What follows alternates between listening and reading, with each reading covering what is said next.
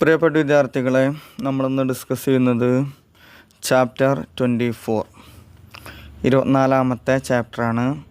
The interwar period and the second world war. യുദ്ധകാലഘട്ടവും രണ്ടാം ലോക മഹായുദ്ധവും. 236ാമത്തെ പേജ് നോക്കൂ കേട്ടോ. ഇതിൽ ഒന്നാമത്തെ question, What were the provisions of the Treaty of Versailles? Did they contain the seeds of another war? വോൾസായ് സന്ധിയിലെ പ്രധാന വ്യവസ്ഥകൾ എന്തെല്ലാമായിരുന്നു? മറ്റൊരു യുദ്ധത്തിൻ്റെ കാരണം ഇതിൽ ഉൾച്ചേർന്നിരുന്നോ എന്ന് പരിശോധിക്കുക. ഒന്നാം ലോക മഹായുദ്ധത്തിൻ്റെ അവസാനം സംഭവിച്ചത് ഫ്രാൻസിൽ നടന്ന വോൾസായ് ഉടമ്പടിയുടെ അടിസ്ഥാനത്തിലാണെന്ന് നമ്മൾ കഴിഞ്ഞ ചാപ്റ്ററിൽ പറഞ്ഞിട്ടുണ്ടായിരുന്നു. പിന്നീട് ഈ ഒരു വേഴ്സായ് ഉടമ്പടിയെ തുടർന്നിട്ടാണ് രണ്ടാം ലോകമഹായുദ്ധത്തിലേക്കുള്ള ചില കാരണങ്ങളെല്ലാം ഉണ്ടാകുന്നത്. അതിനെക്കുറിച്ചാണ് പറയുന്നത്. അതിൻ്റെ ആൻസർ നോക്കൂ. ഒന്നാം ലോകമഹായുദ്ധത്തിൻ്റെ പര്യവസാനത്തിൽ 1919 ജൂൺ മാസത്തിൽ ഫ്രാൻസിലെ വോൾസായ് കൊട്ടാരത്തിൽ കൂടിയ സമാധാന ഉടമ്പടിയാണ് യുദ്ധത്തിൻ്റെ ഏറ്റവും പ്രധാനപ്പെട്ട ഒരു ഫലം. ആ ഒരു ഉടമ്പടിയോടുകൂടിയാണ് ഒന്നാം ലോക മഹായുദ്ധം അവസാനിക്കുന്നത്. യുദ്ധത്തിൻ്റെ പ്രധാന ഉത്തരവാദിയായ ജർമ്മനിയായിരുന്നു ഈ സന്ധിയിലെ എതിർകക്ഷി. പ്രധാനപ്പെട്ട എതിർകക്ഷി ആരാണ്? ജർമ്മനിയാണ്. മറ്റു ഉടമ്പടി വ്യവസ്ഥകൾ പരിഗണിക്കുമ്പോൾ വോൾസായ് ഉടമ്പടി ജർമ്മനിക്ക് ഏറ്റവും സങ്കുചിതവും നിന്ദ്യവുമായിട്ടുള്ള ബാധ്യതകൾ ഉണ്ടാക്കി. ധാരാളം ഉടമ്പടികൾ ഉണ്ടായിരുന്നു. നമ്മൾ കഴിഞ്ഞ ക്ലാസ്സിൽ പറഞ്ഞിട്ടുണ്ടല്ലോ, ധാരാളം ഉടമ്പടികൾ ഉണ്ടായിരുന്നു. അതിൽ പ്രധാനപ്പെട്ട ഉടമ്പടിയായിരുന്നു വോൾസായ് ഉടമ്പടി. ഈ ഉടമ്പടി തന്നെയാണ് ജർമ്മനിക്ക് വലിയ രീതിയിലുള്ള ബാധ്യതകൾ ഉണ്ടാക്കിയത്. അതായത് വേൾഡ് വാറിന്, ഒന്നാം ലോക മഹായുദ്ധത്തിന് കാരണക്കാർ അല്ലെങ്കിൽ പൂർണ്ണ ഉത്തരവാദിത്വം ജർമ്മനിക്കാണ് എന്ന് അവരുടെ മേൽ കുറ്റം ചാരി വെച്ചിട്ടുണ്ട്.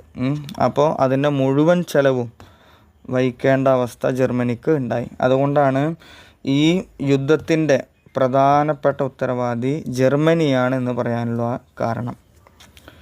ഇനി നഷ്ടപരിഹാരമായി ജർമ്മനി തന്നെ $33 ബില്യൺ നൽകണമെന്ന് വ്യവസ്ഥ ചെയ്യപ്പെട്ടു. ആ കാലഘട്ടത്തിലെ $33 ബില്യൺ നൽകണമെന്ന് ഈ സന്ധിയിൽ, കരാറിൽ ഉണ്ടായിരുന്നു, വ്യവസ്ഥ ചെയ്യപ്പെട്ടു.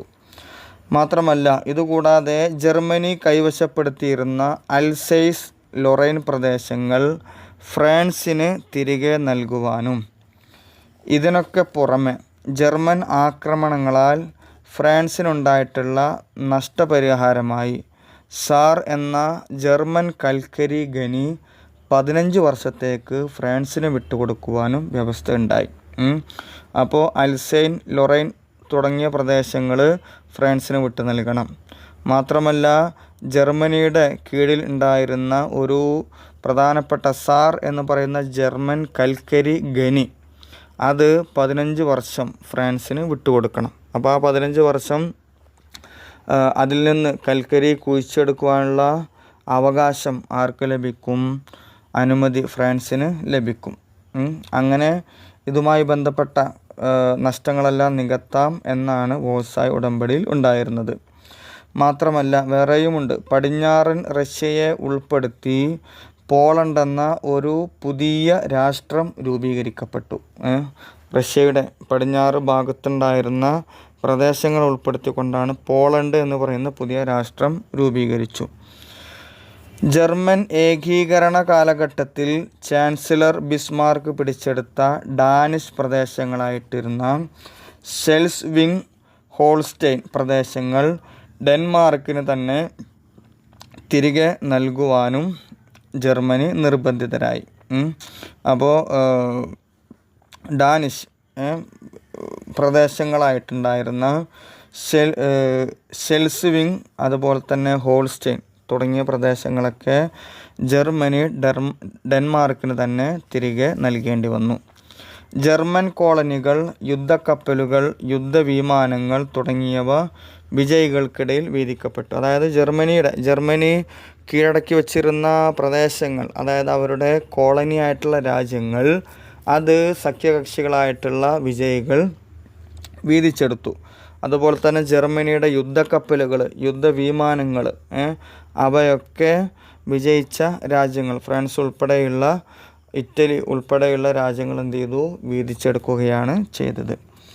പിന്നെ മാത്രമല്ല, ഇതിനേക്കാൾ വലിയ ഒരു ആഘാതം എന്ന് പറയുന്നത് ജർമ്മനിയെ പൂർണ്ണമായി നിരായുധീകരിച്ചു. അതായത് ജർമ്മനിക്ക് ഇനി യുദ്ധ ഉപകരണങ്ങൾ ഉപയോഗിക്കുവാൻ പറ്റുകയില്ല.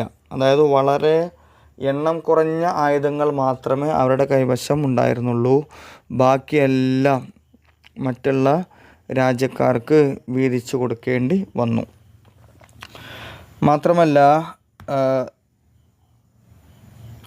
കൂടാതെ യുദ്ധവിമാനങ്ങൾ, അതുപോലെ തന്നെ ജർമ്മൻ കോളനികൾ, യുദ്ധക്കപ്പലുകൾ തുടങ്ങിയവ വിജയികൾക്കിടയിൽ വീതിക്കപ്പെട്ടു. കൂടാതെ ജർമ്മനിയെ പൂർണ്ണമായി നിരായുധീകരിച്ചു. പിന്നെ അതിന് പുറമെ നിർമ്മാണോപകരണങ്ങളും യന്ത്രങ്ങളും ഇംഗ്ലണ്ട് കൈവശപ്പെടുത്തി. നിർമ്മാണോപകരണങ്ങൾ, യന്ത്രങ്ങൾ ഇവ ഇംഗ്ലണ്ട് കൈവശപ്പെടുത്തി. പിന്നെ അതുപോലെ വേഴ്സായ് ഉടമ്പടി പ്രകാരം റൈൻ നദിക്ക് പടിഞ്ഞാറ് ഭാഗത്തുള്ള എല്ലാ ജർമ്മൻ പ്രദേശങ്ങളും 15 വർഷത്തേക്ക് സഖ്യകക്ഷികൾ കൈവശപ്പെടുത്തി. റൈൻ നദിയുടെ പടിഞ്ഞാറ് ഭാഗത്തുള്ള ജർമ്മനിയുടെ കീഴിൽ വരുന്ന പ്രദേശങ്ങൾ 15 വർഷത്തേക്ക് സഖ്യകക്ഷികൾക്ക് നൽകി. അവിടെ നിന്നുള്ള വരുമാനം, മറ്റു കാര്യങ്ങളൊക്കെ, അതിൻ്റെ ഉപയോഗമൊക്കെ ഈ സഖ്യകക്ഷികൾക്കായിരിക്കും. ചുരുക്കത്തിൽ എല്ലാ അർത്ഥത്തിലും വേഴ്സായ് ഉടമ്പടി ജർമ്മനിക്ക് വളരെയധികം ദോഷകരമായി തീരുകയാണ് ചെയ്തത്. ധാരാളം ഉടമ്പടികൾ ഉണ്ടായിരുന്നു. അതിൽ വേഴ്സായ് ഉടമ്പടിയാണ് ജർമ്മനിക്ക് ഏറ്റവും വലിയ ആഘാതം നൽകിയത്. അതുകൊണ്ട് തന്നെ രണ്ടാം ലോക മഹായുദ്ധത്തിന് ഈ ഒരു വേഴ്സായ് ഉടമ്പടി കാരണമായി തീരുകയും ചെയ്തിട്ടുണ്ട്. ഓക്കെ, ഇനി നെക്സ്റ്റ് രണ്ടാമത്തെ ക്വസ്റ്റ്യൻ 237 പേജിലാണ്. Describe the rise of Mussolini to power in Italy. How did he deal with the opposition? മുസോളിനി അധികാരത്തിലെത്തിയത് എപ്രകാരമാണ്? വിവരിക്കുക. എതിരാളികളോടുള്ള അദ്ദേഹത്തിൻ്റെ സമീപനം എപ്രകാരമായിരുന്നു? അതായത് മുസോളിനിയെക്കുറിച്ചിട്ടാണ് ഇനി പറയുന്നത്. മുസോളിനിയുടെ പ്രവർത്തനങ്ങൾ, അദ്ദേഹം ഇറ്റലിയിലാണ് ഉള്ളത്. അതുപോലെ അദ്ദേഹം കൊണ്ടുവന്ന ആശയം ഫാസിസമാണ്. 3 കാര്യങ്ങൾ ഓർത്തു വെക്കുക: മുസോളിനി, ഇറ്റലി, ഫാസിസം. മുസോളിനി എവിടെയായിരുന്നു? ഇറ്റലിയിലായിരുന്നു. അദ്ദേഹത്തിൻ്റെ ആശയം ഏതാണ്? ഫാസിസമാണ്. ഇനി അതിൻ്റെ ആൻസർ നോക്കൂ. മുസോളിനിയെ കുറിച്ചിട്ടാണ് പറയുന്നത്. അദ്ദേഹം എങ്ങനെയാണ് അധികാരത്തിൽ വന്നത് അതേക്കുറിച്ചാണ് പറയുന്നത്.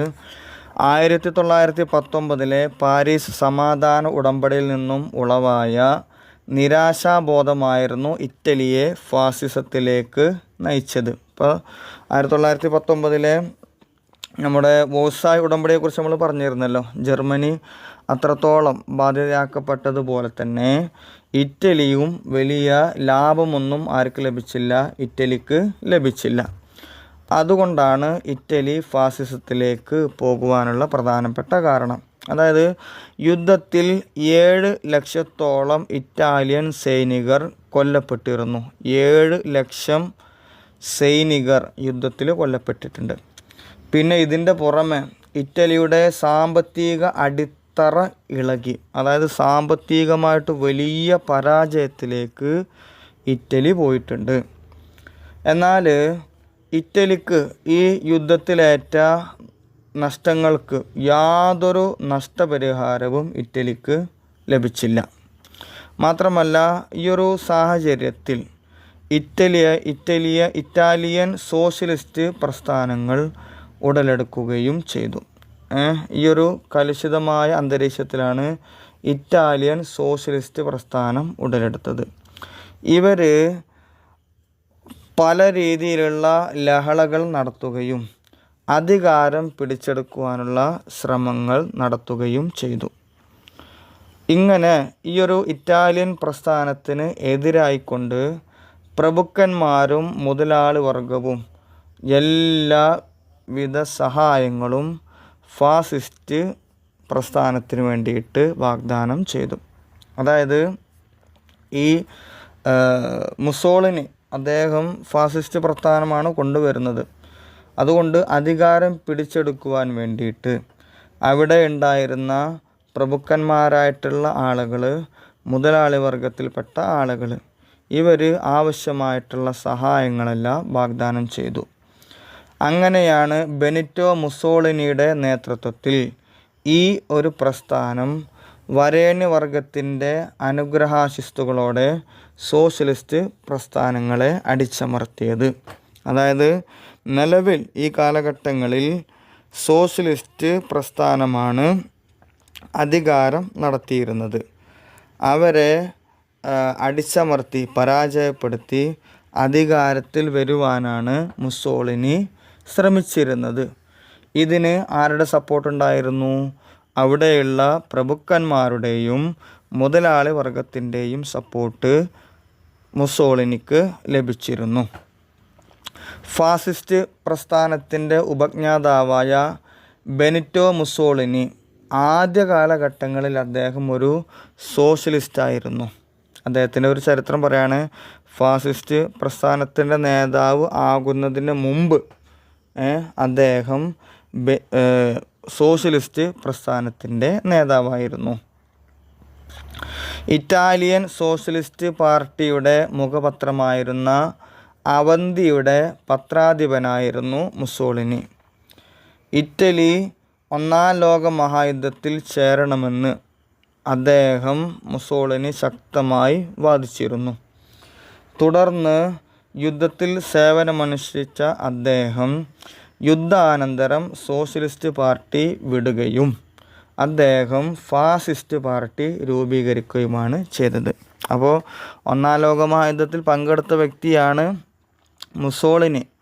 ഈ ഒന്നാം ലോക മഹായുദ്ധത്തിൻ്റെ പരാജയത്തിന് ശേഷമാണ് അദ്ദേഹം ഫാസിസ്റ്റ് പാർട്ടി രൂപീകരിക്കുകയും സോഷ്യലിസ്റ്റ് പാർട്ടിയെ അധികാരത്തിൽ നിന്ന് ഇറക്കുവാനുള്ള ശ്രമം നടത്തുകയും ചെയ്യുന്നത്.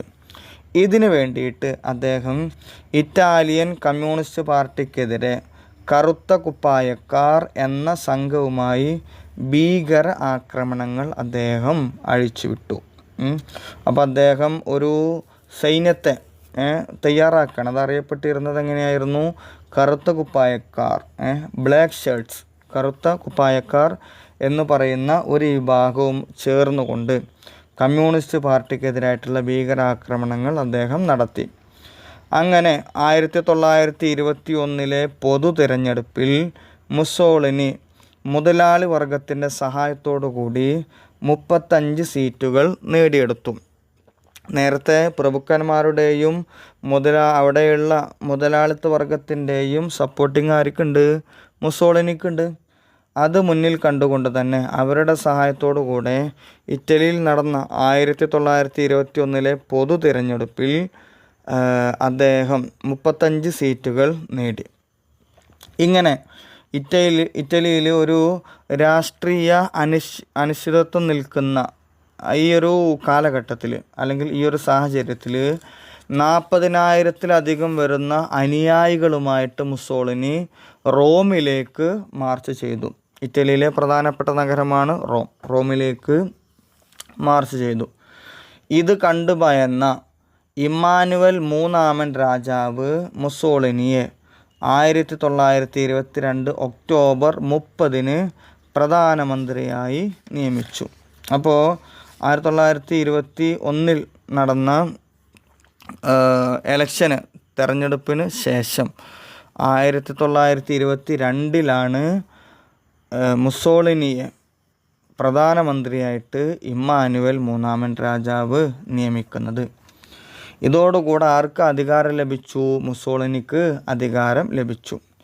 അധികാരം ലഭിച്ചതോടെ മുസോളിനി ഗവൺമെൻറ്റിനെ രാഷ്ട്രീയവൽക്കരിച്ചു. അതായത് ഫാസിസ്റ്റ് അനുഭാവികളല്ലാത്ത എല്ലാ ഉദ്യോഗസ്ഥരും അദ്ദേഹം പിരിച്ചുവിട്ടു. അദ്ദേഹം ആദ്യം ചെയ്ത ഒരു കാര്യമാണത്. അതായത് ഫാസിസ്റ്റ് അനുഭാവികളല്ലാത്ത എല്ലാ ഉദ്യോഗസ്ഥരെയും അദ്ദേഹം പിരിച്ചുവിട്ടു. എന്നിട്ട് തൻ്റെ അനുയായികളായിട്ടുള്ള ഫാസിസ്റ്റ് വിഭാഗത്തിൽപ്പെട്ട പാർട്ടിയിൽപ്പെട്ട അദ്ദേഹത്തിൻ്റെ അനുയായികളെ നിയമിക്കുകയും ചെയ്തു. എല്ലാ അധികാരങ്ങളും കൈപ്പിടിയിലൊതുക്കിയ മുസോളിനി ഫാസിസം ഭരണഘടനാപരമായ ആശയമായി പ്രഖ്യാപിച്ചു. അതായത് ഇനി ഇറ്റലിയുടെ ഭരണഘടന ആശയം എന്തായിരിക്കും? ഫാസിസമായിരിക്കുമെന്ന് അദ്ദേഹം മുന്നോട്ട് വച്ചു. കമ്മ്യൂണിസ്റ്റുകളെയും മറ്റു പാർട്ടികളെയും നിരോധിക്കുകയും അവരെയൊക്കെ അടിച്ചമർത്തുകയും ചെയ്തു. അതായത് ഫാസിസ്റ്റ് പ്രസ്ഥാനത്തിൽപ്പെട്ട ആളുകളെ അല്ലാത്ത മറ്റു മുഴുവൻ ആളുകളെയും ആക്രമിക്കുകയും അവരെയൊക്കെ അടിച്ചമർത്തുകയും ചെയ്തു. അതായത് ഇനി ഇറ്റലിയിൽ ഫാസിസ്റ്റ് പ്രസ്ഥാനം മാത്രമേ ഉണ്ടാകുവാൻ പാടുള്ളൂ എന്ന ഒരു ആശയം മുസോളിനി മുന്നോട്ട് വച്ചു. എന്നിട്ട് അദ്ദേഹം ഇറ്റലിയെ ഒരു ഫാസിസ്റ്റ് ഭരണത്തിൻ്റെ ഒരു സമഗ്രാധിപത്യ രാഷ്ട്രമായി തീർന്നു. ഇറ്റലി പിന്നീട് ശേഷം ഇദ്ദേഹത്തിൻ്റെ ഭരണം വന്നതോടുകൂടെ, മുസോളിനിയുടെ കീഴിൽ വന്നതോടുകൂടെ ഇറ്റലി ഫാസിസ്റ്റ് ഭരണത്തിലൊരു സമഗ്രാധിപത്യ രാഷ്ട്രമായി തീർന്നു. അതായത് ഒരു ഫാസിസ്റ്റ് രാജ്യമായി എന്നർത്ഥം. അദ്ദേഹത്തിൻ്റെ ഒരു ആശയം അല്ലെങ്കിൽ ഫാസിസത്തിൻ്റെ ഒരു ആശയം ലക്ഷ്യം മാർഗത്തെ സാധൂകരിക്കുന്നു എന്നതിനാൽ ലക്ഷ്യം നേടുന്നതിന് ഏത് കുടില മാർഗവും സ്വീകരിക്കാം എന്നതായിരുന്നു ഫാസിസത്തിൻ്റെ ആശയം. അതായത് നമ്മുടെ പ്രധാന ലക്ഷ്യമാണ്, ആ ലക്ഷ്യത്തിലേക്ക് എങ്ങനെ എത്തുന്നു എന്നുള്ളത് പ്രധാനമല്ല, പക്ഷെ ആ ലക്ഷ്യം നേടുക എന്നുള്ളതാണ് പ്രധാനപ്പെട്ട കാര്യം. അതായിരുന്നു ഫാസിസത്തിൻ്റെ ആശയം. ഫാസിസത്തിൻ്റെ പ്രചാരണത്തിനായി വിദ്യാഭ്യാസം, പത്രമാധ്യമങ്ങൾ, തിയേറ്റർ തുടങ്ങിയവയെ കർശനമായി നിയന്ത്രിക്കുകയും അവയെ ഉപയോഗപ്പെടുത്തുകയും ചെയ്തു. അതായത് വിദ്യാഭ്യാസപരമായിട്ടുള്ള നിയന്ത്രണങ്ങൾ കൊണ്ടുവന്നു. അവിടെ ഫാസിസ്റ്റിൻ്റെ കാര്യങ്ങൾ, ഫാസിസ്റ്റ് ആശയങ്ങൾ പഠിപ്പിക്കുക. അതുപോലെ പത്രമാധ്യമങ്ങൾ, തിയേറ്ററുകൾ, ഇവിടെ ഈ ഒരു മേഖലയിലൂടെയെല്ലാം ഇവയൊക്കെ ആദ്യം നിരോധിക്കുകയും എന്നിട്ട് ഫാസിസ്റ്റ് പ്രചരണത്തിന് വേണ്ടിയിട്ട് ഉപയോഗിക്കുകയുമാണ് ചെയ്തത്. 2ൽ കൂടുതൽ രാജ്യങ്ങൾ തമ്മിൽ യോജിപ്പ് സാധ്യമല്ലെന്ന് പ്രചരിപ്പിച്ച ഫാസിസ്റ്റുകൾ യുദ്ധം മനുഷ്യനെ മഹത്വവൽക്കരിക്കുന്നു എന്ന് വിശ്വസിച്ചു. അതായത് ജനങ്ങൾ എപ്പോഴും എന്ത് ചെയ്യണം? യുദ്ധത്തിന് തയ്യാറാകണം, അല്ലെങ്കിൽ നമ്മൾ എപ്പോഴും പോരാടണം. എപ്പോഴും യുദ്ധം ചെയ്യുമ്പോഴേ മനുഷ്യന് ഒരു മഹത്വം ഉണ്ടാവുകയുള്ളൂ എന്ന് അദ്ദേഹം വിശ്വസിച്ചിരുന്നു, ഫാസിസ്റ്റുകൾ വിശ്വസിച്ചിരുന്നു. അതായത് എപ്പോഴും ഒരു അക്രമം നടത്തുക, മറ്റുള്ളവരെയൊക്കെ എന്ത് ചെയ്യുക? അടിച്ചമർത്തുക. ആ ഒരു രീതിയാണ് ഫാസിസത്തിൽ വരുന്നത്. അപ്പോൾ ഈ ഫാസിസ്റ്റ് പ്രചരിപ്പിച്ച ഒരു കാര്യം, യുദ്ധം മനുഷ്യനെ മഹത്വവൽക്കരിക്കുന്നു എന്ന് അവർ വിശ്വസിച്ചിരുന്നു. ഫാസിസ്റ്റ് യുവജന സംഘടന രാജ്യത്തുടനീളം അക്രമപരമായിട്ടുള്ള പ്രചരണങ്ങൾ നടത്തി. ഇവരുടെ വിദേശ നയം സമാധാന ലംഘനത്തിലും സാമ്രാജ്യത്വത്തിലും അധിഷ്ഠിതമായിരുന്നു. അതായത് വിദേശ നയങ്ങൾ സമാധാന ലംഘനം നടത്തുക, അതായത് നമ്മുടെ രാജ്യത്തിന് ഗുണമുള്ള എന്ത് കാര്യങ്ങളും ചെയ്യുക. അത് മറ്റുള്ള രാജ്യങ്ങൾ ബുദ്ധിമുട്ടിക്കഴിഞ്ഞാലും അത് യാതൊരു പ്രശ്നവുമില്ല. നമ്മുടെ രാജ്യത്തിന്, അതായത് ഇറ്റലിക്ക് ഗുണമുണ്ടാകുന്ന ഏത് കാര്യവും ചെയ്യണം എന്നുള്ള രീതിയിലാണ് അവരുടെ സാമ്രാജ്യ അല്ലെങ്കിൽ വിദേശ നയങ്ങൾ കൊണ്ടുവന്നിരുന്നത്. അതാണ് പറയുന്നത്, ഇവരുടെ വിദേശ നയം സമാധാന ലംഘനത്തിലും സാമ്രാജ്യത്വത്തിലും അധിഷ്ഠിതമായിരുന്നു. ഇതിനായി ഇറ്റലിയെ വളരെ വേഗം സായുധവൽക്കരിച്ചു. അതായത് പരമാവധി ആളുകളെ പാർട്ടിയിൽ ചേർക്കുകയും ഫാസിസ്റ്റ് പ്രസ്ഥാനത്തിൽ ചേർക്കുകയും മാത്രമല്ല അതിലുള്ള ആളുകളെയെല്ലാം നമ്മൾ പട്ടാളക്കാരാക്കുക, അതായത് സൈനികരാക്കുക. ആയുധമുപയോഗിച്ച് യുദ്ധം ചെയ്യുവാനും അല്ലെങ്കിൽ ആയുധങ്ങൾ ഉപയോഗിക്കുന്ന രീതി മറ്റു കാര്യങ്ങളൊക്കെ പഠിപ്പിച്ചു കൊടുക്കുക. ഈ രീതിയിലാണ് ഫാസിസ്റ്റ് പ്രസ്ഥാനത്തിൻ്റെ വളർച്ച ഉണ്ടായിരുന്നത്. ഇതിനായി ഇറ്റലിയെ വളരെ വേഗം സായുധവൽക്കരിച്ചു. ഇവർ അനുവർത്തിച്ച ഈ സാമ്രാജ്യ വികസനങ്ങൾ രണ്ടാം ലോക മഹായുദ്ധത്തിലാണ് കലാശിച്ചത്. അപ്പോൾ ഈ ഫാസിസ്റ്റ് പ്രസ്ഥാനത്തിൻ്റെ പ്രവർത്തനങ്ങളെല്ലാം അവസാനം രണ്ടാം ലോക മഹായുദ്ധത്തിലേക്ക് എത്തുകയും രണ്ടാം ലോക മഹായുദ്ധത്തോടുകൂടെ ഫാസിസ്റ്റ് പ്രസ്ഥാനം സമാപിക്കുകയുമാണ് ചെയ്തത്, പരാജയപ്പെടുകയുമാണ് ചെയ്തത്. ഈ യുദ്ധപരാജയത്തെ തുടർന്ന് 1945 ഏപ്രിലിലാണ് മുസോളിനി വധിക്കപ്പെടുന്നത്. അപ്പോൾ രണ്ടാം ലോക മഹായുദ്ധത്തിൽ ഇറ്റലി പരാജയപ്പെടുകയും അതോടുകൂടെ മുസോളിനിയെ വധിക്കപ്പെടുകയുമാണ് ചെയ്തത്. ഓക്കെ, ഇനി നെക്സ്റ്റ് നമ്മൾ പറയുന്നത് 238 പേജിലെ 3-ാമത്തെ ക്വസ്റ്റ്യനാണ് പറയുന്നത്. What were the features of Nazism? How did Hitler try to achieve his aim? നാസിസത്തിൻ്റെ സവിശേഷതകൾ എന്തെല്ലാമായിരുന്നു? എപ്രകാരമാണ് ഹിറ്റ്ലർ തൻ്റെ ലക്ഷ്യങ്ങൾ നേടിയെടുത്തത്? ഫാസിസത്തിൻ്റെ ഏറ്റവും ഭീകരമായ മറ്റൊരു രൂപമായിരുന്നു യുദ്ധാനന്തര ജർമ്മനിയിലെ നാസിസം. അതായത് ഈ നാസിസം ഉയർന്നു വരുന്നത് ജർമ്മനിയിലാണ്. ഇതിന് നേതൃത്വം നൽകിയത് ഹിറ്റ്ലറായിരുന്നു. ഇപ്പോൾ നമ്മൾ കഴിഞ്ഞ ഭാഗത്ത് ഫാസിസത്തെക്കുറിച്ച് പറഞ്ഞല്ലോ. ഫാസിസം എവിടെയായിരുന്നു? ഇറ്റലിയിലായിരുന്നു. അതേസമയം നാസിസം ജർമ്മനിയിലാണ്. അതിന് നേതൃത്വം നൽകിയത് ഹിറ്റ്ലറായിരുന്നു. നമ്മൾ ചെറിയ ക്ലാസ് മുതലേ കേൾക്കുവാൻ തുടങ്ങിയതാണ് ഇത് ഹിറ്റ്ലറിനെ കുറിച്ച്. നോക്കൂ, ഫാസിസത്തിൻ്റെ ഏറ്റവും ഭീകരമായ മറ്റൊരു രൂപമായിരുന്നു യുദ്ധാനന്തര ജർമ്മനിയിലെ നാസിസം. ആധുനിക മനുഷ്യ സംസ്കാരത്തിൻ്റെ ഏറ്റവും ക്രൂരമായ ശത്രുവായിരുന്ന നാസിസം രണ്ടാം ലോക മഹായുദ്ധത്തിൻ്റെ ഏറ്റവും പ്രധാനപ്പെട്ട കാരണവുമായിരുന്നു. അപ്പോൾ രണ്ടാം ലോക മഹായുദ്ധത്തിന് കാരണമായിട്ടുള്ള ഒരു കാര്യം കൂടെയാണ് ഇത് നാസിസം എന്ന് പറയുന്നത്. ആധുനിക മനുഷ്യ സംസ്കാരത്തിൻ്റെ ഏറ്റവും ക്രൂരമായ ശത്രുവായിരുന്ന നാസിസം രണ്ടാം ലോക മഹായുദ്ധത്തിൻ്റെ ഏറ്റവും പ്രധാനപ്പെട്ട കാരണവുമായിരുന്നു. സമഗ്രാധിപത്യം എന്ന ആശയം ആദ്യം ഉപയോഗിച്ചത് മുസോളിനിയാണ്. അത് എല്ലാ അർത്ഥത്തിലും നടപ്പാക്കിയതാരായിരുന്നു? അഡോൾഫ് ഹിറ്റ്ലറായിരുന്നു. അപ്പോൾ ആദ്യം സമഗ്രാധിപത്യം എന്നുള്ള രീതിയിലാണ് മുസോളിനി ഫാസിസം കൊണ്ടുവന്നത്. അതിനെ പരിപൂർണമായ അർത്ഥത്തിൽ നടപ്പിലാക്കിയതാരാണ്? അഡോൾഫ് ഹിറ്റ്ലറായിരുന്നു. വേഴ്സായ് ഉടമ്പടി അടിച്ചേൽപ്പിച്ച അപമാനകരമായ വ്യവസ്ഥകൾ ജർമ്മനിയിൽ നാസിസത്തിൻ്റെ വളർച്ചയ്ക്ക് കാരണമായി. നമ്മൾ നേരത്തെ പറഞ്ഞല്ലോ, ജർമ്മനിക്ക് ഏറ്റവും വലിയ ഒരു അടിയായിരുന്നു വേഴ്സായ് ഉടമ്പടി. ആ വേഴ്സായ് ഉടമ്പടി വന്നതോടുകൂടെ ജർമ്മനി ഒന്നുമല്ലാത്ത രീതിയിലേക്ക് മാറി.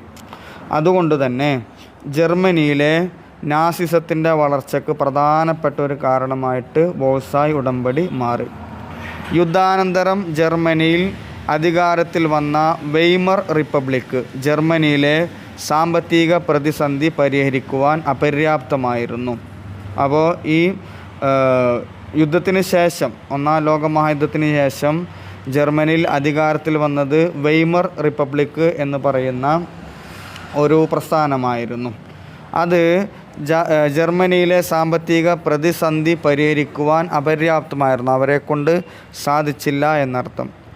ഇവർ സമ്പന്നവർഗത്തിൻ്റെ താല്പര്യങ്ങൾ മാത്രം സംരക്ഷിച്ച വെയ്മർ റിപ്പബ്ലിക്ക് ഒരു തികഞ്ഞ പരാജയമായിരുന്നു. അവർ പരിപൂർണമായിട്ടും സമ്പന്നരായ ആളുകളുടെ ആവശ്യങ്ങൾ പരിഗണിക്കുവാനാണ് അവർ മുന്നോട്ട് വന്നിരുന്നത്.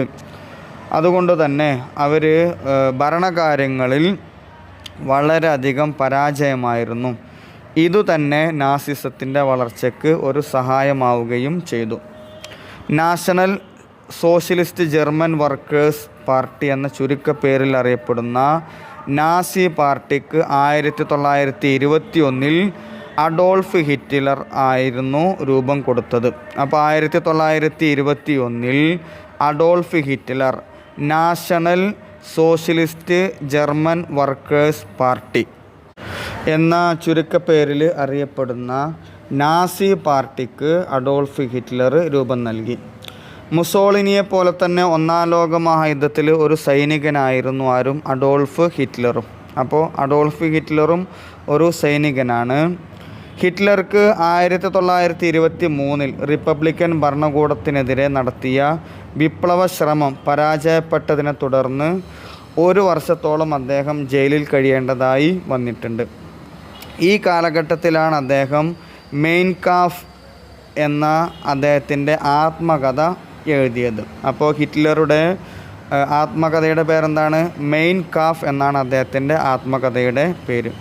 ഈ പുസ്തകം പിന്നീട് നാസികളുടെ ബൈബിളായി മാറി. അതായത് നമ്മൾ ബൈബിൾ എന്ന് കേട്ടിട്ടുണ്ടല്ലോ. അപ്പോൾ നാസികളുടെ ബൈബിൾ എന്നറിയപ്പെടുന്നത് അദ്ദേഹത്തിൻ്റെ ഹിറ്റ്ലറുടെ ആത്മകഥയായ മെയിൻ കാഫായിരുന്നു. ജയിൽ മോചിതനായതിനെ തുടർന്ന് ഹിറ്റ്ലർ തവിട്ടുകുപ്പായക്കാർ, ബ്രൗൺ ഷർട്ട് എന്നറിയപ്പെടുന്ന തവിട്ടുകുപ്പായക്കാർ എന്ന പേരിൽ അറിയപ്പെടുന്ന സമാന്തര സൈന്യത്തെ അദ്ദേഹം സംഘടിപ്പിച്ചു. അദ്ദേഹത്തിൻ്റെ കീഴിലൊരു പുതിയ സൈനിക സംഘത്തെ അദ്ദേഹം സംഘടിപ്പിച്ചു. തവിട്ടുകുപ്പായക്കാർ എന്നാണ് അറിയപ്പെട്ടിരുന്നത്. ജർമ്മൻ ഇടത്തരക്കാർ ഹിറ്റ്ലർ നൽകിയ വാഗ്ദാനങ്ങളിൽ മയങ്ങി. ജർമ്മൻ ഇടത്തരക്കാർ, അതായത് സമ്പന്നരുമല്ല പാവപ്പെട്ടവരുമല്ലാത്ത അതിൻ്റെ മധ്യവർത്തികളായിട്ടുള്ള ആളുകളുണ്ടല്ലേ, അതാണ് ഇടത്തരക്കാർ എന്ന് പറഞ്ഞത്. അവർ ഹിറ്റ്ലർ നൽകിയ വാഗ്ദാനങ്ങളിൽ മയങ്ങുകയും, അതായത് ഹിറ്റ്ലർക്ക് വഴിപ്പെട്ടു എന്നർത്ഥം, കൂട്ടമായി നാസി പാർട്ടിയിൽ ചേരുകയും ചെയ്തു. അപ്പോൾ സമ്പന്നരായ ആളുകളെ കിട്ടുവാൻ ബുദ്ധിമുട്ടായിരുന്നു. അതുകൊണ്ട് ഇടത്തരക്കാരായിട്ടുള്ള ആളുകൾ അദ്ദേഹം കൂട്ടുപിടിക്കുകയും അവരെയൊക്കെ തൻ്റെ നാസി പാർട്ടിയിൽ ചേർത്തുകയും ചെയ്തു. അങ്ങനെ അവരെല്ലാം കൂട്ടമായി നാസി പാർട്ടിയിൽ ചേർന്നു. വൻകിട വ്യവസായങ്ങൾ ദേശസാൽക്കരിക്കുമെന്നും തൊഴിലില്ലായ്മ അവസാനിപ്പിക്കുമെന്നും നികുതി ഭാരം ലഘൂകരിക്കുമെന്നും നഷ്ടപ്പെട്ട പ്രദേശങ്ങൾ തിരിച്ച് പിടിക്കുമെന്നും നാസികൾ ജർമ്മൻ ജനതയ്ക്ക് ഉറപ്പ് നൽകി. അപ്പോൾ നാസി പാർട്ടിയിൽപ്പെട്ട അല്ലെങ്കിൽ നാസി പാർട്ടിയുടെ വാഗ്ദാനങ്ങൾ: ഒന്നാമത്തത് വൻകിട വ്യവസായങ്ങൾ ദേശസാൽക്കരിക്കും, രണ്ടാമത്തത് തൊഴിലില്ലായ്മ അവസാനിപ്പിക്കും, മൂന്നാമത്തത് നികുതി ഭാരം ലഘൂകരിക്കും, നാലാമത്തെ കാര്യം നഷ്ടപ്പെട്ട പ്രദേശങ്ങൾ തിരിച്ചു പിടിക്കും. ഇത്തരം വാഗ്ദാനങ്ങൾ നാസി പാർട്ടി ജർമ്മൻ ജനതയ്ക്ക് നൽകി. 1929 ആരംഭിച്ച ആഗോള സാമ്പത്തിക മാന്ദ്യം ജർമ്മനിയെയും വളരെയേറെ ബാധിക്കുകയുണ്ടായി. ഇതിൻ്റെ ഫലമായിക്കൊണ്ട് ജർമ്മനിയിലെ തൊഴിലാളികളിൽ പകുതിയോളം പേർക്ക് തൊഴിൽ നഷ്ടപ്പെട്ടു. അപ്പോൾ 1929 സാമ്പത്തിക മാന്ദ്യം കാരണമായിട്ട് ജർമ്മനിയിലെ ധാരാളം ആളുകൾക്ക് ജോലി നഷ്ടപ്പെട്ടു. ഈ സന്ദർഭത്തിലാണ് ഹിറ്റ്ലർ അധികാരം പിടിച്ചെടുക്കുന്നത്. അങ്ങനെ 1932 തെരഞ്ഞെടുപ്പിൽ പ്രസിഡന്റ് സ്ഥാനത്തേക്കുള്ള മത്സരത്തിൽ ഹിറ്റ്ലർ പരാജയപ്പെട്ടു. എങ്കിലും പാർലമെൻറ്റിൽ നാസികൾ ഏറ്റവും വലിയ ഒറ്റകക്ഷിയായി തീരുകയാണ് ചെയ്തത്. അതായത് ഹിറ്റ്ലർക്ക് ആ തെരഞ്ഞെടുപ്പിൽ വിജയിക്കുവാൻ സാധിച്ചില്ല എങ്കിലും നാസി പാർട്ടിയാണ് ഏറ്റവും വലിയ ഒറ്റകക്ഷിയായിട്ട് തീർന്നത്. കമ്മ്യൂണിസ്റ്റുകാരും സോഷ്യലിസ്റ്റുകാരും തമ്മിലുള്ള അഭിപ്രായ ഭിന്നത മുതലെടുത്തുകൊണ്ട് ഭീഷണിയിലൂടെയും ഗൂഢാലോചനയിലൂടെയും 1933 ജനുവരിയിൽ ഹിറ്റ്ലർ ജർമ്മനിയിലെ ചാൻസലറായി നിയമിക്കപ്പെട്ടു. അപ്പോൾ നാസി പാർട്ടിക്ക് വലിയ മുന്നേറ്റം നടത്തുവാൻ സാധിച്ചു, ഹിറ്റ്ലർക്ക് വിജയിക്കുവാൻ സാധിച്ചില്ല.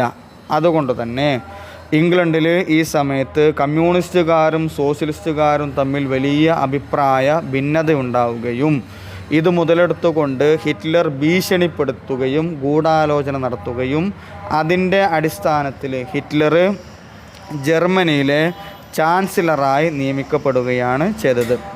അങ്ങനെ അദ്ദേഹം ചാൻസലറായിട്ട് അധികാരത്തിൽ വന്നു. അധികാരത്തിലെത്തിയ ഉടനെ തൻ്റെ ശത്രുക്കളായിട്ടുള്ള കമ്മ്യൂണിസ്റ്റുകാരെയും യഹൂദന്മാരെയും ഉന്മൂലനം ചെയ്യുന്നതിനുള്ള ചില മാർഗങ്ങൾ അദ്ദേഹം അവലംബിച്ചു. എന്തായിരുന്നു? നാസിസത്തെ എതിർത്തവർ കൂട്ടക്കൊല ചെയ്യപ്പെട്ടു. നാസിസത്തെ എതിർത്ത ആളുകളെയൊക്കെ അദ്ദേഹം കൂട്ടക്കൊല ചെയ്യുകയാണ് ചെയ്തത്. എല്ലാവരും എന്ത് ചെയ്തു? നിഷ്ഠൂരം വധിക്കുകയാണ് ചെയ്തു. 1933 ജനാധിപത്യ ധ്വംസനത്തിൻ്റെ ഭാഗമായി ജർമ്മൻ പാർലമെൻറ്റ് മന്ദിരമായ റീഫ്സ്റ്റാഗ് നാസികൾ തീവച്ചു നശിപ്പിച്ചു. അപ്പോൾ ജനാധിപത്യം എന്നുള്ളത് അവിടെ അവസാനിച്ചു. അതുകൊണ്ട് അദ്ദേഹം നാസികൾ ജർമ്മൻ പാർലമെൻറ്റ് മന്ദിരമായിട്ടുള്ള റീഫ്സ്റ്റാഗ് തീവച്ച് നശിപ്പിച്ചു. തുടർന്ന് ഹിറ്റ്ലർ സ്വയം ജർമ്മൻ പ്രസിഡൻ്റായി പ്രഖ്യാപിക്കപ്പെടുകയും ചെയ്തു. പിന്നീട് അദ്ദേഹം സ്വയം പ്രസിഡൻ്റായിട്ട് പ്രഖ്യാപിച്ചു. ക്രൂരമായ സ്വേച്ഛാധിപത്യം ആരംഭിക്കുകയും ചെയ്തു. ഇതോടുകൂടെയാണ് ഹിറ്റ്ലറുടെ സ്വേച്ഛാധിപത്യ ഭരണം ജർമ്മനിയിൽ ആരംഭിക്കുന്നത്. എല്ലാ പാർട്ടികളും ജർമ്മനിയിൽ നിരോധിക്കപ്പെട്ടു. സൈനിക ശക്തിയിൽ അധിഷ്ഠിതമായിട്ടുള്ള ദേശീയത, ആര്യവർഗ ജർമ്മൻ മേധാവിത്വം, ജർമ്മൻ റൈക്ക് അതായത് ലോക സാമ്രാജ്യം തുടങ്ങിയവയായിരുന്നു നാസികളുടെ ലക്ഷ്യം. ഇനി സൈന്യത്തിനെ അധിഷ്ഠിതമാക്കിയിട്ടാണ് ജർമ്മനിയിൽ ദേശീയത ഉണ്ടാകുന്നത്. ജനാധിപത്യ രീതിയിലുള്ള ദേശീയത ഇനി ഒരിക്കലും ഉണ്ടാവുകയില്ല. അതുപോലെ തന്നെ ലോകത്തിലെ ഏറ്റവും വലിയ സാമ്രാജ്യ ശക്തിയായിട്ട് ജർമ്മനി മാറണം. ഈ കാര്യങ്ങളായിരുന്നു ഹിറ്റ്ലർ മുന്നോട്ട് വച്ചിരുന്നത്, അല്ലെങ്കിൽ നാസികൾ മുന്നോട്ട് വച്ചിരുന്ന അവരുടെ പ്രധാനപ്പെട്ട ലക്ഷ്യങ്ങൾ. ജർമ്മനിയുടെ എല്ലാ ശാപങ്ങളും യഹൂദന്മാരാണ് അതിൻ്റെ ഉത്തരവാദികളെന്ന് പ്രഖ്യാപിച്ച ഹിറ്റ്ലർ അവരെ നിഷ്ഠൂരം കൂട്ടക്കൊലക്ക് വിധേയരാക്കി. യഹൂദരായിട്ടുള്ള ആളുകളെ എല്ലാവരെയും എന്ത് ചെയ്തു? യഹൂദന്മാരെ കൊന്നൊടുക്കി. ശേഷിച്ചവരെയും കമ്മ്യൂണിസ്റ്റുകളെയും പീഡന കേന്ദ്രങ്ങളിൽ തടവിലാക്കി. അവരെ ജയിൽ എന്ന് പറഞ്ഞാലും പോരാ, അതിനേക്കാൾ വലിയ തടവറയിലാക്കി. ഭക്ഷണവുമില്ല, വെള്ളവും കൊടുക്കാതെ അവരെ നരകിപ്പിക്കുകയാണ് ചെയ്തിരുന്നത്. ശേഷിച്ചവരെയും കമ്മ്യൂണിസ്റ്റുകളെയും പീഡന കേന്ദ്രങ്ങളിൽ തടവിലാക്കി. ഹിറ്റ്ലർ യൂത്ത് എന്ന നാസി യുവജന സംഘടന രാജ്യത്തുടനീളം ഭീകരത സൃഷ്ടിച്ചു. ഹിറ്റ്ലർ യൂത്ത് എന്ന നാസി യുവജന സംഘടന രാജ്യത്തുടനീളം ഭീകരത സൃഷ്ടിച്ചു. ഔദ്യോഗിക സ്ഥാനം നാസി അനുകൂലികൾക്ക് മാത്രമായി സംവരണം ചെയ്തു. ഇപ്പോൾ ഇവരുടെ ഭരണത്തിൻ്റെ സ്ഥിരാകേന്ദ്രങ്ങളിലും ഭരണപരമായിട്ടുള്ള മിക്ക ഭാഗങ്ങളിലും നാസി അനുകൂലികളായിട്ടുള്ള ആളുകൾക്കാണ് ഔദ്യോഗിക സ്ഥാനങ്ങൾ സംവരണം ചെയ്തു കൊടുത്തത്. എല്ലാ പ്രചാരണ മാധ്യമങ്ങളും നാസികൾ സ്വന്തമാക്കുകയും ചെയ്തു. എല്ലാ പ്രചാരണ മാധ്യമങ്ങളും നാസികൾ സ്വന്തമാക്കി.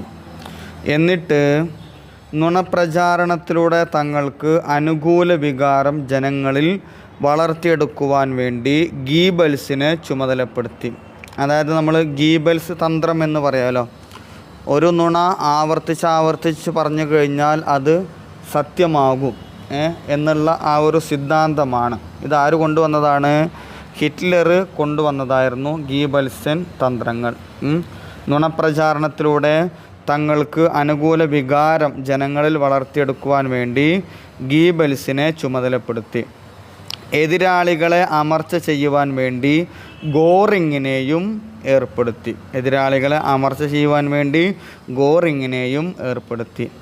ഗസ്റ്റപ്പോ എന്ന രഹസ്യ പോലീസ് നാസി വിരുദ്ധരുടെ മനസ്സിൽ ഭീകരത സൃഷ്ടിച്ചു. ഗസ്റ്റപ്പോ എന്ന രഹസ്യ പോലീസാണ് നാസി വിരുദ്ധരുടെ മനസ്സിൽ ഭീകരത സൃഷ്ടിച്ചത്. ഇങ്ങനെ നാസിയെ എതിർത്ത ശാസ്ത്രജ്ഞന്മാരും ബുദ്ധിജീവികളും വധിക്കപ്പെട്ടു. നാസി വിഭാഗത്തിനെ എതിർത്ത ശാസ്ത്രജ്ഞന്മാരും ബുദ്ധിജീവികളും വധിക്കപ്പെട്ടു. 1938 ആയപ്പോഴേക്കും ക്രൈസ്തവ മേധാവിത്വവും ഹിറ്റ്ലറുടെ മുന്നിൽ കീഴടങ്ങി. ആദ്യം അവർ യഹൂദരെയാണ് ലക്ഷ്യം വെച്ചിരുന്നത്. പിന്നീട് ശാസ്ത്രജ്ഞന്മാരായിട്ടുള്ള ആളുകൾ, ബുദ്ധിജീവികൾ, അവരെയൊക്കെ വധിക്കപ്പെട്ടു. പിന്നീട് അദ്ദേഹം 1938 ആയപ്പോഴേക്കും ക്രൈസ്തവ മേധാവിത്വം ഹിറ്റ്ലറുടെ മുന്നിൽ കീഴടങ്ങി. ഇങ്ങനെയൊക്കെ ആയിരുന്നുവെങ്കിലും ആഭ്യന്തര ഉൽപ്പാദനവും വിതരണ സമ്പ്രദായവും കാര്യക്ഷമമാക്കുവാൻ ഹിറ്റ്ലർക്ക് കഴിഞ്ഞിരുന്നു. അതായത് രാജ്യത്തിൻ്റെ വരുമാന മാർഗങ്ങളിൽ ഹിറ്റ്ലർ ശ്രദ്ധ ചെലുത്തിയിരുന്നു. ആഭ്യന്തര ഉൽപ്പാദനവും വിതരണ സമ്പ്രദായവും കാര്യക്ഷമമാക്കുവാൻ ഹിറ്റ്ലർക്ക് കഴിഞ്ഞിട്ടുണ്ട്. ഇതുവഴി ദേശീയ വരുമാനം വർദ്ധിപ്പിക്കുകയും ചെയ്തിട്ടുണ്ട്. എന്നാൽ ദേശീയ വരുമാനത്തിൻ്റെ സിംഹഭാഗവും സൈനിക ആവശ്യങ്ങൾക്ക് വേണ്ടിയിട്ടാണ് ചെലവഴിച്ചിരുന്നത്. അതായത് വരുമാനത്തിൻ്റെ ഒരു 80%-90% സൈനികരുടെ ചെലവിന് വേണ്ടിയിട്ടാണ് ഉപയോഗിച്ചിരുന്നത് എന്നർത്ഥം. രാജ്യത്തുടനീളം ആയുധ നിർമ്മാണശാലകൾ നിലവിൽ വന്നു. ധാരാളം ആയുധ നിർമ്മാണശാലകൾ നിലവിൽ വന്നു. എല്ലാ ശാസ്ത്ര സാങ്കേതിക പരീക്ഷണങ്ങളും അത്യാധുനിക ഉപകരണങ്ങൾ നിർമ്മിക്കുവാൻ വിനിയോഗിക്കപ്പെട്ടു. ഇപ്പോൾ ഏതെല്ലാം രീതിയിൽ ശാസ്ത്രജ്ഞന്മാരെയൊക്കെ ഉപയോഗിച്ചുകൊണ്ട് ആധുനിക രീതിയിലുള്ള യുദ്ധോപകരണങ്ങൾ നിർമ്മിക്കുവാൻ വേണ്ടിയിട്ടാണ് ഉപയോഗിക്കപ്പെട്ടത്. സമാധാന സന്ധികളിലും ചർച്ചകളിലും ഹിറ്റ്ലർ വിശ്വസിച്ചിരുന്നില്ല. ഒരു രീതിയിലുള്ള സമാധാന ചർച്ചകളോ സന്ധികളോ ഒന്നും ഹിറ്റ്ലർ മുന്നോട്ട് വച്ചിരുന്നില്ല. ലോക നേതൃത്വം ജർമ്മനിക്കു ലഭിക്കണമെന്നും അതിനായി യുദ്ധം അനിവാര്യമാണെന്നും പ്രചരിപ്പിച്ച നാസികൾ മുസോളിനിയുമായി കൈകോർത്തു. അതായത് ഹിറ്റ്ലർ മുന്നോട്ട് വച്ചിരുന്ന പ്രധാനപ്പെട്ട ലക്ഷ്യം സാമ്രാജ്യത്വ ശക്തി, ലോകത്തിലെ തന്നെ ഏറ്റവും വലിയ ശക്തിയായിട്ട് ജർമ്മനി മാറണം, നാസി പാർട്ടി മാറണം എന്നാണ് അവർ മുന്നോട്ട് വച്ചിരുന്ന പ്രധാനപ്പെട്ട ലക്ഷ്യം. ഈ ലോക നേതൃത്വം ജർമ്മനിക്ക് ലഭിക്കണമെന്നും അതിനായി യുദ്ധം അനിവാര്യമാണെന്നും നാസികൾ പ്രചരിപ്പിച്ചു. അതിനു വേണ്ടിയിട്ട് മുസോളിനിയുമായിട്ട് ഹിറ്റ്ലർ കൈകോർത്തു. ഹിറ്റ്ലറുടെ കമ്മ്യൂണിസ്റ്റ് വിരുദ്ധ നയങ്ങളിൽ സന്തുഷ്ടരായിരുന്ന ബ്രിട്ടനും ഫ്രാൻസും ആദ്യമൊക്കെ ഹിറ്റ്ലറുടെ നടപടികളോട് നിസ്സംഗത പുലർത്തിയിരുന്നു. എന്നാൽ ഒടുവിൽ ഇദ്ദേഹത്തിൻ്റെ യഥാർത്ഥ ലക്ഷ്യം ഇവർ മനസ്സിലാക്കിയപ്പോഴേക്കും വളരെയധികം വൈകിപ്പോയിരുന്നു. അപ്പോൾ രണ്ടാം ലോക മഹായുദ്ധം അങ്ങനെ ഒരു ചരിത്രപരമായ ഒരു ആവശ്യമായി തീരുകയാണ് ചെയ്തത്. അപ്പോൾ ചുരുക്കത്തിൽ രണ്ടാം ലോക മഹായുദ്ധത്തിന് നാസിസം, ഹിറ്റ്ലറുടെ നാസിസവും ഒരു പ്രധാനപ്പെട്ട കാരണമായി തീർന്നിട്ടുണ്ട്. അപ്പോൾ ജർമ്മനിയിൽ ഒന്നാം ലോക മഹായുദ്ധത്തിന് ശേഷം ഉണ്ടായ വോൾസായ് ഉടമ്പടിയും അതിനെ തുടർന്ന് ആ രാജ്യത്ത് നിലനിന്നിരുന്ന അസ്വസ്ഥതകളും പിന്നീട് ഹിറ്റ്ലറുടെ വരവും രണ്ടാം ലോക മഹായുദ്ധത്തിലേക്ക് നയിച്ച കാരണങ്ങളുമാണ് ഈ ഒരു ക്വസ്റ്റ്യനിലൂടെ പറഞ്ഞത്. ഓക്കേ.